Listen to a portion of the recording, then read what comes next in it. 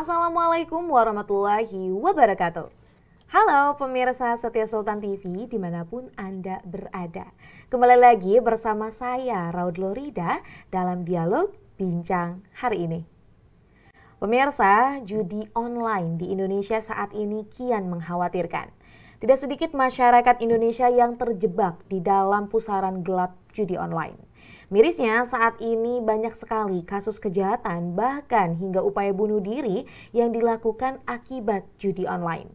Ada banyak faktor yang memengaruhi seseorang menjadi kecanduan. Namun, tentu masih ada harapan untuk menyelamatkan generasi Indonesia dari judi online yang kian merebak agar jangan terjebak. Maka dari itu, saat ini di Studio Sultan TV telah hadir bersama kita Bapak Haji Wahyudi SHMH CML yang merupakan praktisi hukum dan kita akan membahas terkait dengan judi online merebak, waspada jangan terjebak. Mari kita sapa terlebih dahulu. Assalamualaikum Pak Yudi. Waalaikumsalam warahmatullahi wabarakatuh. Apa kabar nih Pak? Baik, alhamdulillah. Alhamdulillah ya. Baik ya Pak ya. Dan tentunya ini kali kedua ya Pak? Kali kedua Datang ke Sultan TV dan kita berbincang lagi nih Pak. Ya. Alhamdulillah ya. Sehat panjang umur. Alhamdulillah ya Pak ya. Terima kasih juga nih Pak. Bapak udah berkenan untuk datang ke Studio Sultan TV. Baik. Kalau Sultan TV yang undang wajib datang. Waduh, ini ya. Alhamdulillah ya jadinya. Dan tentunya nih Pak ya, saat ini nih berita tentang judi online ini masih panas-panasnya Pak. Ya. Ada banyak sekali polemik yang terjadi akibat judi online. Baik itu dari penggunanya Pak, atau mungkin saat ini nih dari pemerintahnya sendiri nih Pak ya. Ada isu tentang, bukan isu bahkan ya, ada satu rencana nih terkait dengan judi online yang justru ini mencuat beberapa spekulasi dari para masyarakat. Nah, baik saja pemirsa, kita akan langsung aja nih Pak masuk ke pertanyaan pertama nih Pak. Sebenarnya banyak nih Pak pertanyaannya. Nah, terkait dengan ramainya kasus judi online Pak, bagaimana sih Pak sebagai praktisi hukum Bapak memandang judi online itu? Baik, dari ramainya perbincangan itu terkait judi online ya, ya sebetulnya prihatin. Artinya kalau kita jokesnya nih, bercandanya begitu, kira-kira lucu-lucuannya, orang yang tidak mau bekerja, kemudian mau cepat kaya, begitu. Dan itu sepertinya rada-rada gimana ya, rada-rada impossible lah begitu.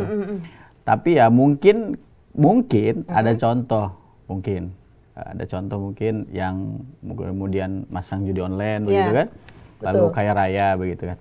Tapi sepertinya kita belum pernah membaca bahwa ada orang yang kena yang dapat rezeki nomplok begitu kan, ketimpa durian begitu ya, yang ada bonyok ketimpa durian gitu. Betul Pak. Jadi sebenarnya kalau semisal Bapak memandang judi online sendiri ini cukup merasakan ya Pak ya, dan mengkhawatirkan betul, mengkhawatirkan. Judi online yang judulnya agak online sedikit lah begitu, judi online, kemudian pinjaman online begitu kan. Nah, ini betul. Sebetulnya sedikit meresahkan ya begitu. Walaupun mungkin sebagian kalangan juga memandang masih biasa, masih dapat ditoleransi. Bahkan kan tadi disampaikan bahwa ada rencana pemerintah begitu ya untuk memberikan bansos terhadap korban judi online. Judi online. Nah, nanti kita akan kupas Pak di segmen selanjutnya. Karena cukup menarik. Nah, kemudian Pak, sebenarnya hal apa sih Pak yang menyebabkan seseorang nih ataupun di Indonesia sendiri judi online ini kian marak? Ya tadi itu mungkin tadi sebetulnya jokes tapi serius begitu ya. Bahwa orang pengen cepet kaya, kemudian melakukan hal secara instan. Sehingga ya dengan harapan-harapan begitu kan, biar cepet kaya gitu kan, dapat pasang 1.000 dapat 100.000 gitu kan. Kan kita bisa bayangkan kelipatan kalau pasangnya 1 juta begitu kan, bisa dapat 10 juta, 10 juta bisa dapat 100 juta. Dan itu tidak memakan waktu yang lama. Katanya begitu, karena saya bukan pelaku. Jadi memang salah satu alasannya tadi manusia ini cenderung nggak mau bekerja banyak ya Pak ya. Akhirnya pengen instan ya tadi, salah satunya judi online. Padahal kalau misal kita lihat ya Pak ya, judi online itu sebenarnya kan manipulasi juga ya Pak? Ya sebetulnya ya tadi itu memang manipulasi, kemudian secara prinsip mana ada sih bandar yang mau rugi? Nah, begitu kan. Bahkan ada istilah rugi bandar dong, begitu ya. Itu sama sebetulnya. Istilahnya hal-hal keseharian kita begitu kan.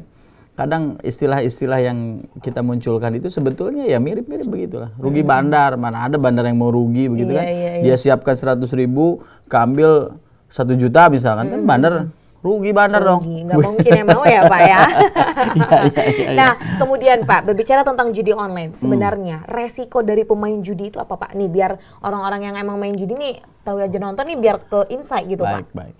Sebetulnya kalau kita bicara kerugian ya dari judi online itu banyak sebetulnya. Tapi kan ada beberapa hal yang disampaikan yang penting. Pertama yang jelas finansial. Jelas itu finansial.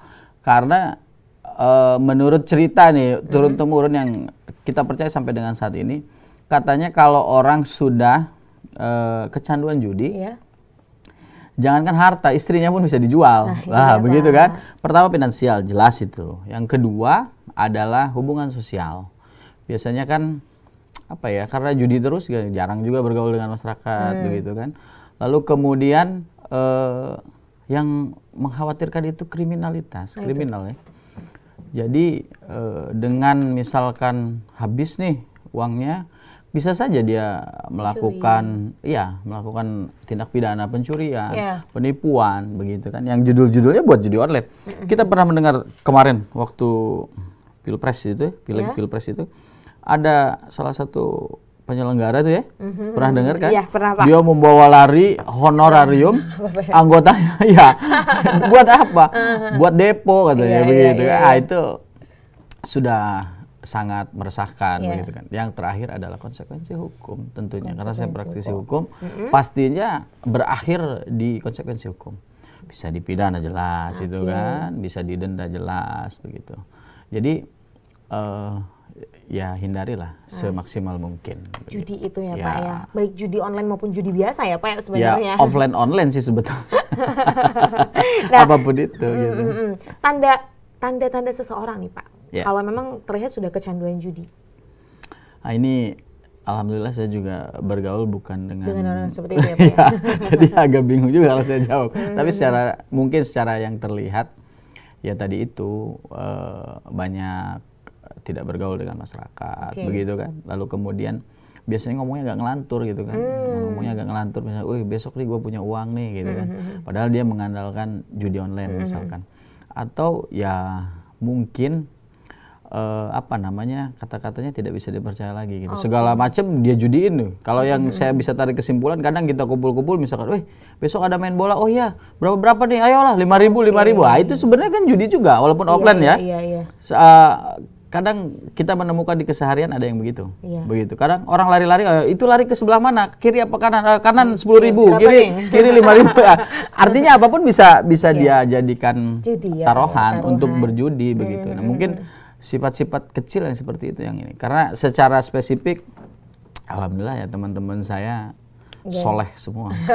Hebat ya Pak ya, mantap sekali. Amin. Nah, baik, dan itu sebenarnya kalau misalnya kita melihat ya Pak, tanda-tanda yang kecanduan judi tadi dari Bapak yang sampaikan juga tuh sebenarnya memang iya ya Pak ya. Betul. Pada dasarnya berangkat dari hal kecil. Betul. Itu bisa mencapai hal-hal yang besar dan sungguh membahayakan seperti itu ya Pak ya. Betul. Menarik nih Pak, kalau misal bicara tentang judi online dan juga nih pemirsa, saat ini kita bersama praktisi hukum, tentunya kita akan mengulik terkait dengan bagaimana nih ya hukum di Indonesia ini mengatur terkait judi online. Tapi Pak, kita akan break dulu nih Pak. Dan kita akan kembali sesaat lagi, maka dari itu jangan kemana-mana, tetap bersama kami di Bincang hari ini.